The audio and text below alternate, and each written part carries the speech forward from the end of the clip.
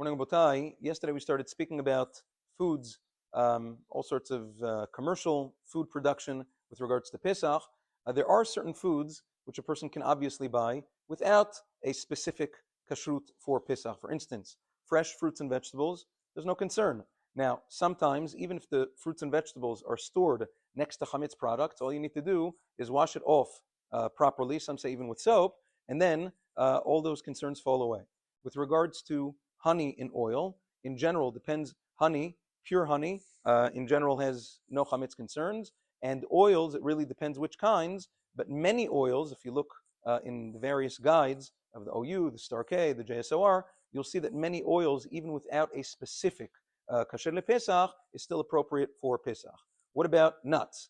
Any kind of nuts, besides for specific raw kinds, when they come in the shell, or if the agency says that you don't need a specific kashrut lePesach, in general, nuts and things of that nature will always require a specific kashrut lePesach, because sometimes when they salt it, they use all sorts of flours and things to bind, and therefore you have to be very careful with nuts.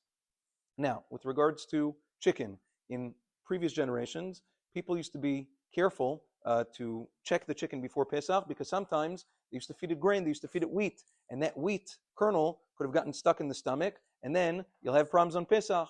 Nowadays, it's not so prevalent because in the various kashruyot, they feed the chickens in general, they feed them corn before Pesach, such that you don't really have this thing. It's still the minhag to buy chicken that is kasher lePesach in order to avoid all issues nowadays. Anyways, you don't get the whole, even if you do get the whole chicken, you look inside, you don't have the stomach, but you wash it out, whatever it is, just to make sure before Pesach that you don't have any of these concerns.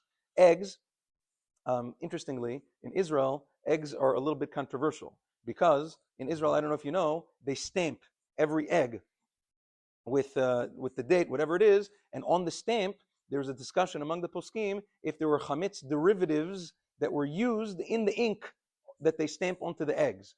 La Lachon Ma'aseh Maran Zechron Baruch said it's not an issue because anyways it's not edible.